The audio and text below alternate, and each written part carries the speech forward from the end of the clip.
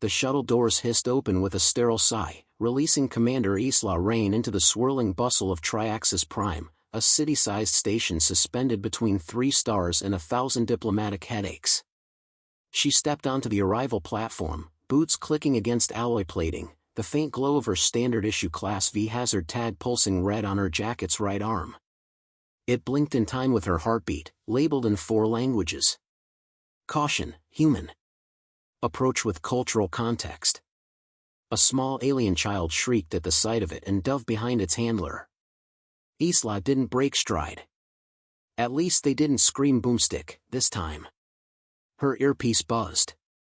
"Welcome to Triaxis Prime, Commander Rain," came a dry, mechanical voice. "Please refrain from initiating rituals, war cries, or culinary demonstrations without prior clearance." "Relax," she muttered. "No barbecue sauce this time." The station was a riot of species, tentacled, scaled, bipedal, quadruped. All kept a careful, instinctive distance from her, as if the label carried actual radiation. She could almost hear the whispered stories trailing her like a cloak. The one about the human who insulted a water breather by offering it a towel. The one who reprogrammed a planetary AI to run on memes. This was diplomacy in the modern galaxy. And she, apparently, was a walking cautionary tale. At dock control, a slouched figure waited, tall, skin like silverleaf, eyes sharp and measuring. Vel Tarnai. Head of Cultural Compliance Enforcement. Also known as humanity's least amused critic. "You're late," he said, voice like cracked crystal. "You're early," Isla replied, brushing past him. He fell into step beside her, robes flowing like water. "I assume you've been briefed." "Another incident. 3rd this quarter." "I read the file," she said. "Tourist. Named John Atmar. Arrested on Calyx 9 for spreading psychotropic spores." Veltarnai's lip curled. "Your kind's biology disrupts ecosystems. Your presence on Calyx 9 triggered a mating cycle in the flora-fauna." "Again." "First of all," Isla said, "it was one guy. Second, we don't even have that kind of spore. Not on Earth. But perhaps imported." He waved a clawed hand. "We do not assume malice. Merely, risk." She stopped abruptly. "Then why label us like chemical waste?" Veltarnai tilted his head. "Because your people act before they observe. Touch before they translate. And often destroy before they understand." The insult was precise. Too sharp for a casual jab. "And yet," Isla said softly, "we're still here. Still members. Still invited to fix your diplomatic messes." Veltarnai turned without a word, disappearing down the corridor. Typical. Issue the sting, vanish before the rebuttal. Fine, she thought. He wasn't the target. John Atmar was being held in detention Bay 47. She requested clearance. Denied, on cultural grounds. So she took the long way. Through Market Wing 12, where spicy Terran food had recently been banned for causing involuntary molting in 3 reptilian ambassadors. Through the garden galleries, where a human's attempt to whistle a tune once convinced an avian species their apocalypse was beginning. It was absurd. It was protocol. It was her life. She finally slipped into a maintenance corridor and keyed a diplomatic override on the security panel. The doors opened. Inside, John Atmar sat on a bench, looking utterly confused. He was small, wiry, with glasses too big for his face and a nervous twitch. "Are you here to probe me?" he blurted. Isla blinked. "That's a new one. I mean, sorry. It's just, I didn't do anything. I was cataloging plants. I didn't even touch anything weird." She sat across from him. "Tell me everything. Start from the arrival." He spoke fast. Too fast. Adrenaline poured through his words like panic fuel. He'd arrived on Calyx 9 with clearance. Spotted a bioluminescent fern. Took samples only from the ground. Then 2 hours later, the local ecosystem went into a frenzy, flowers blooming out of season, fauna behaving erratically. Then the spores showed up. In his pack. "I swear," he said, "that stuff wasn't there when I boarded the shuttle. Were your bags ever out of sight?" He paused. "Only during inspection. Standard GCS process." That was enough. Isla's gut tightened. She tapped her comlink. "Rain to Embassy. Secure internal footage from Calyx 9 shuttle dock. Pull everything, bag checks, inspection crews." The voice on the other end hesitated. "Commander, we're getting a delay on those files. Said to be under compliance hold." "Who flagged it?" A pause. Then, Cultural Compliance Enforcement. "Of course they did." She ended the call. "Janet, you're going to be fine.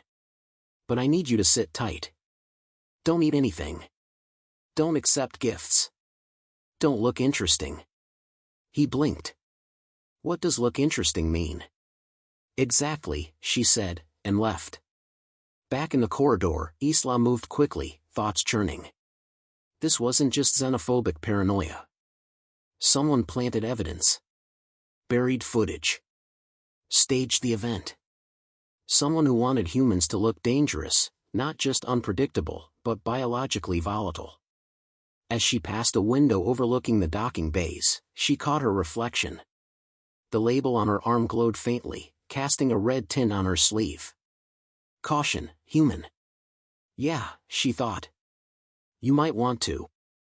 Because if someone inside the GCS was framing humans, they weren't just afraid of humanity. They were afraid of what humanity might uncover. And Isla Rain? She had every intention of finding out. Isla Rain sipped her coffee like it was a weapon, because here, on Triaxis Prime, it was.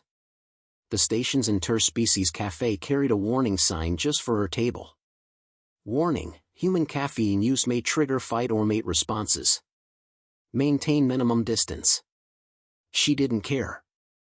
This was the only corner of the station where she could think clearly, surrounded by flickering neon menus and steaming plates of questionable origin.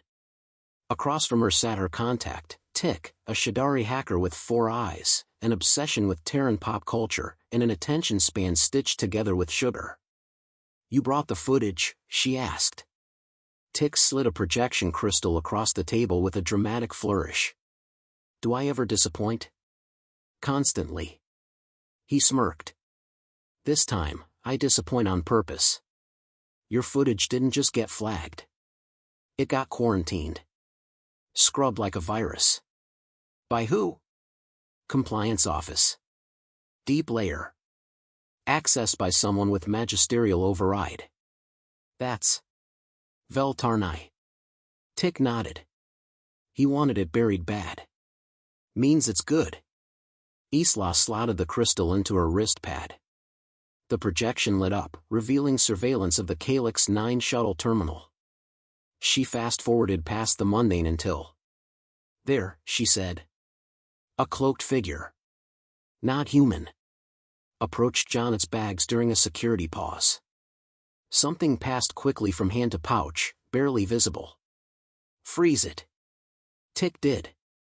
Isla enhanced the frame. The figure's hand had markings. Compliance sigils. Son of a... She didn't finish. Her pad buzzed. "Incoming call, Veltarnai." She answered. "Commander Rain," came his silk overknives voice. "I see you've been busy, trespassing. You buried security footage from Calyx 9. I protected the cooperative from dangerous speculation. Human incidents multiply. We contain them. That was sabotage. And yet your presence escalates every situation." She stood abruptly, grabbing the crystal. "You're afraid of what humans represent. Not just risk, but influence. You can't control us, so you slap labels on us." A pause. Then, "I will meet you in Chamber 9. Do bring your theories." The line went dead. Tick blinked. Was that a threat or a date? Isla pocketed the crystal. "With him?" It's the same thing. Chamber 9 sat deep in the station's judicial level, a sterile vault of echoing metal and cold lighting. Isla stepped in, her label flaring red as sensors reacted to her presence. Veltarnai waited near a central table, claws laced together. "You think you're protecting the galaxy," she said. "But what you're doing is manufacturing fear. Using incidents, real or fabricated, to turn humanity into a permanent threat." Veltarnai's gaze was ice. "You mistake preservation for paranoia. We label your kind because you violate norms with impunity." She leaned forward. "No. You label us because we expose how fragile your norms really are." He didn't respond, but his silence stretched long. Isla placed the crystal on the table. The projection played. The cloak. The handoff. The sigils. "Proof," she said. "And I'm transmitting it to the embassy. Full diplomatic channel. You can't suppress it." Veltarnai's fingers twitched, just once. "You've made a mistake." "No," she said. "You did. You tried to leash chaos. But humans don't obey leashes. We survive them. And sometimes, we rip them off." She turned to leave. "Do you think this will change the cooperative's mind?" His voice stopped her. "You win one round of sympathy. Then another incident happens. You'll be back where you started." "I don't need them to like us," she said. "I just need them to see the truth." That night, she walked through the observation dome, glass stretching to the void, stars scattered like scattered embers across black silk. She sat down, finally alone. John Atmar had been released earlier that evening. No apology. Just administrative correction. He'd been confused. Grateful. Scared. And he'd asked her a question she couldn't shake. "Why do they hate us so much?" She hadn't answered. Because hate was too simple. It wasn't hate that made them slap on warning labels. It was awe. It was terror. It was watching a species break every rule of survival and somehow thrive anyway. Tick joined her, uninvited, munching on some neon-colored snack. "You started something," he said. "Word's spreading. Other envoys are asking questions." "They should," she said. "You really think they'll change the law?" "No," she said. "But they'll look at that label differently now." He offered her one of the snacks. She took it without hesitation. "Is it toxic?" she asked. "Maybe." She popped it in her mouth. Outside, a comet streaked past the glass, bright, violent, beautiful. She smiled. Good. Triaxis Prime didn't sleep. Neither did Isla. She moved through the underlayers of the station, where polished diplomacy gave way to exposed piping and flickering lights. The sanctioned paths wouldn't work anymore. Veltarnai had made that clear. If she wanted the full truth, she'd have to dig where compliance couldn't sanitize the evidence. Tick had given her a name, Quarren, a former data archivist for cultural compliance who vanished after questioning the legality of label enforcement policies. She found him in a forgotten maintenance hub, huddled beneath a stack of blinking processors and old alloy crates. He looked up at her like she was a ghost. "I was told you were dead," he said. "I get that a lot," Isla replied, stepping closer. "I need files. Original case logs. Pre-label enforcement. Anything marked Class 0 or restricted under Article 9. Quarren frowned. Those files weren't deleted. They were reformatted, disguised inside other data strings. They hid them in plain sight. He tapped on an ancient datapad, fingers twitching. "You have 10 minutes, he said. "After that, I'm gone." A soft hum filled the air as old code awoke. Holograms flickered, pages of dusty archives surfacing for the first time in years. Incident reports. Draft policies. Internal memos. One document caught Isla's eye. Behavioral risk metrics, Homo sapiens. It was dated 10 years before the label law passed. She read aloud. Psychosocial unpredictability index, unquantifiable. Cultural patterning, nonlinear. Risk designation, manageable only through persistent narrative framing. Persistent narrative, Corrin said, means propaganda. The label isn't just a warning. It's a psychological frame. A way to make the rest of the galaxy see you as other. That's why incidents are exaggerated. Or planted. Keep the fear alive. He nodded grimly. The more your species excels, the more dangerous you appear. You resist conformity. You thrive in adversity. That terrifies them. Isla downloaded everything. Then the lights cut out. Too clean to be a malfunction. Run, Corrin hissed. She grabbed the crystal drive and bolted through the shadows, feet slamming against metal grates. Behind her, mechanical steps echoed, not fast, but precise. Enforcement bots. Silent until lethal.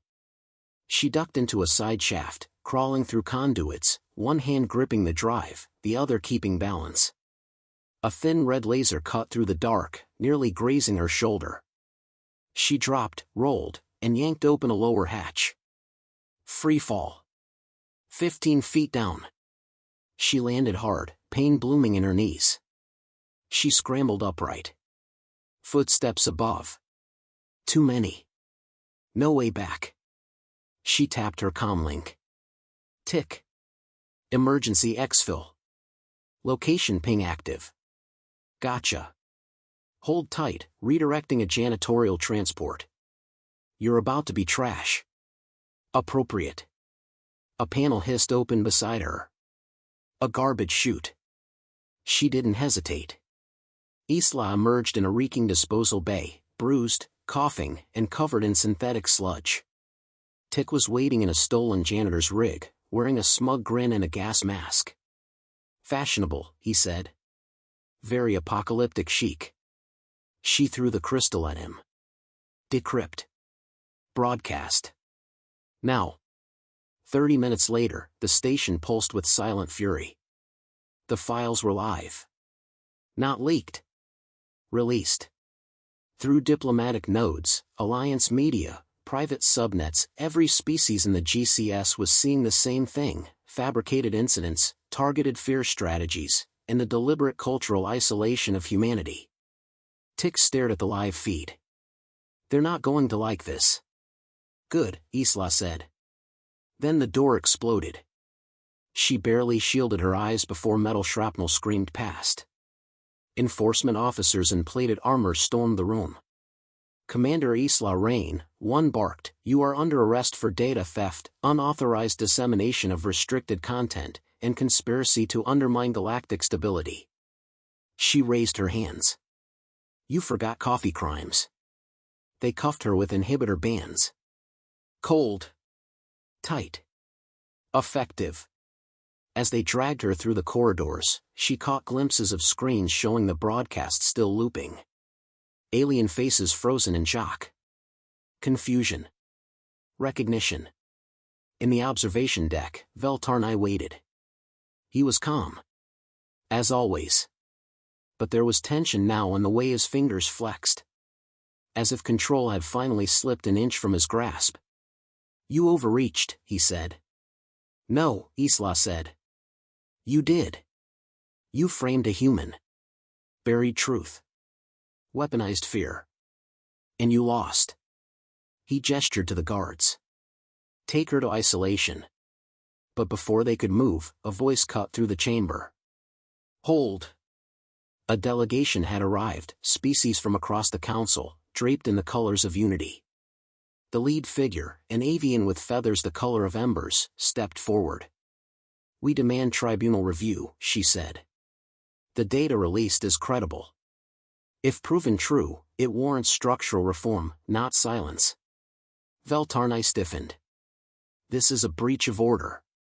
"This," the delegate said, "is what happens when you treat truth like contamination." The guards hesitated. Isla said nothing. She didn't need to. The files had done their work. The galaxy had seen behind the curtain. Hours later, alone in a holding room, Isla stared at her reflection in the wall's mirrored surface. The label still blinked red on her arm. The light seemed dimmer now. Weaker. A knock came. The door opened. A GCS envoy entered. Not human. Not hostile. "We've begun the review," he said. "Some already propose revoking the label policy." Isla met his eyes. "Good start." He hesitated. "Why didn't you run?" "Because if I did," she said, "they'd say the label worked." He nodded once. Respectfully. Then left her in silence. And Isla Rain, dirty, bruised, still dangerous, leaned back with a quiet breath. Handle with context. That was the warning. But now, the galaxy had some context to handle. Days. That's how long Isla Rain spent under observation after the tribunal halted her arrest. 3 days in a cold, windowless chamber with recycled air and no updates. No datapad. No comlink. Just waiting and thinking. On the 4th morning, the door opened. A sorry diplomat, tall and furred like a bipedal panther, entered without ceremony. He didn't offer greetings, just a data scroll and a blunt nod.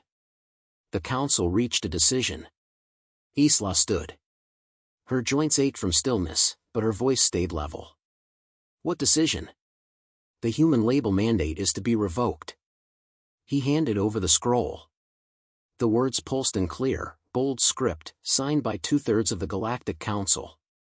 "Effective immediately," he said, "no citizen of Earth shall be classified as Class V hazard by default. Species-specific warnings may still apply, but universal labeling is abolished." She exhaled. Slowly. Deliberately. And Veltarnai? Removed from his post. Under investigation. His supporters have gone quiet. Isla studied him. And the others? The ones who voted for this law. The ones who benefited from keeping us at arm's length? They'll adapt. Or they'll be replaced. He turned to leave, then paused at the door. "You embarrassed us. But you were right." Then he was gone. The station felt different as she walked through it, less like a quarantine zone, more like a market again. She passed a vendor she'd seen before, a grelk whose tendrils used to flinch at her approach. Now, they just waved. In the main concourse, a massive display screen looped an announcement in 20 languages. The Cultural Compliance Act, amended. A sub-message flashed beneath it. Please address humans as individuals. Labels no longer apply. She stopped walking when she saw it. That line, it was so simple. But after years of being marked, scanned, managed, it hit harder than it should have. Tick found her near the old cafe, his arms loaded with equipment and his grin wider than ever. "You're officially uncaged," he said. "Also, you're trending on 17 platforms. Memes, debates, conspiracy theories, you've become a multi-galactic sensation." "Great," she muttered.